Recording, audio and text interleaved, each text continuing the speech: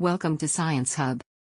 Today, we're diving into the exhilarating world of black holes, thanks to an unprecedented discovery in gravitational waves. In January 2025, specialized observatories like LIGO, Virgo, and KAGRA detected the strongest gravitational waves ever recorded, known as GW250114. These waves originated from the collision of two black holes, each 32 times the mass of our Sun, sending ripples across the fabric of space.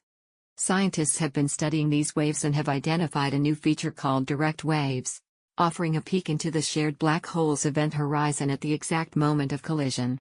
The event horizon is a boundary around a black hole from which nothing can escape, not even light. This concept has its roots in Albert Einstein's general theory of relativity, with solutions developed by Karl Schwarzschild during World War I.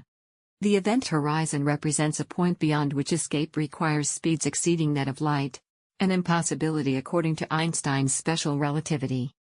Black holes are among the most influential entities in the universe. They drag the fabric of space and time with them, in a phenomenon known as frame dragging or the lens tearing effect. Everything within the event horizon is in perpetual motion, complicating the study of these mysterious boundaries. By examining the GW250114 signal, scientists can now measure fundamental properties of the remaining black hole, such as its rotation frequency and surface gravity.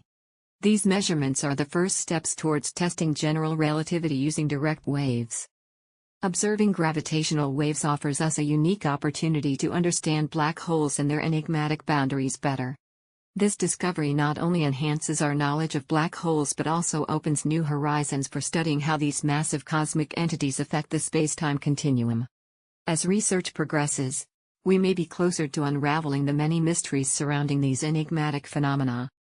Stay curious and subscribe for more fascinating science content.